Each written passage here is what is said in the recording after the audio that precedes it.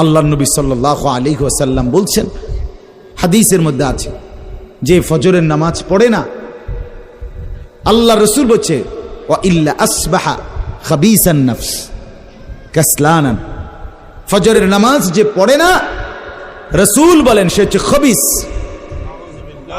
খবিস, এটা খবিস তুই বেটা। এই তোমরা যারা ফজরের নামাজ পড়ো না, খবিস তুই বেটা, খবিস। পাউডার লাগায়, আবার পাউডার লাগাও কিত্তা, খবিস কোথাকার খবিস, আবার পাউডার লাগাও কিত্তা, ফেয়ার এন্ড লাভলি ডলও কিত্তা। কথা বলেন না কেন? তুই কিত্তা পাউডার লাগাও, পাউডার লাগাইলে বুঝি সুন্দর হয়। বেডি দেখো না পাউডার লাগায়, এবুড়িয়ে লাগায়, ঘন্টা দুয়েক পর আবার এবুড়িয়ে দুইয়া লায়। এবুড়ি জানে এটা ধোকা, ঠিক কিনা বলেন না? এটা যে ধোকা, নাহলে এবুড়ি ধোকা। মেকআপ বক্স ধোকা আবার লাগাইয়া সেটা, এটা ধোকা, এটা আসল না, এটা নকল।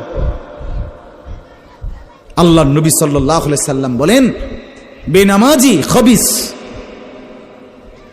আর নবীজি হাদিসে আছে, বাথরুমে ঢুকতে, পেশাব পায়খানায় ঢুকতে নবীজি খবিস থেকে পানাহ চাইতেন, দোয়া পড়তেন।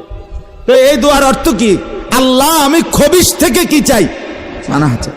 তার মানে নবীজি বুঝাই দিছে, উম্মত পেশাব পায়খানার মধ্যে থাকে খবিস। খবিসের ঠিকানা কোথায়? Bathroom, bathroom, toilet.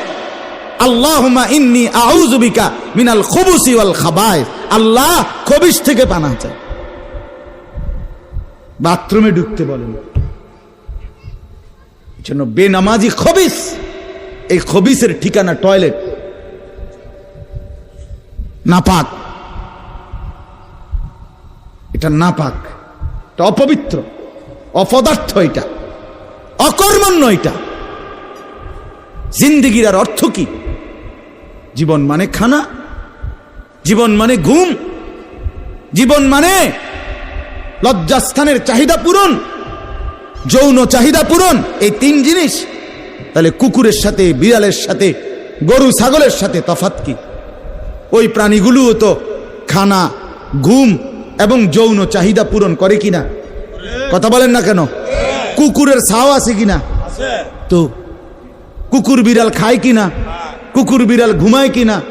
তো তোমার সাথে তফাৎ কি? বেনামাজি বলে সেজদা নাই যার কপালে, আমনের লগে জানোয়ারের পার্থক্য কোথায়? আমনে খারাইয়া কোনছে ভিডিও করুক, আমনে কোন? হ্যাঁ হ্যাঁ বলেন, এখন বলেন, আমরা শুনি, এনে 10 জনে বিচার করুক। পার্থক্য কোন? আপনার সাথে জানোয়ারের তফাৎ কি?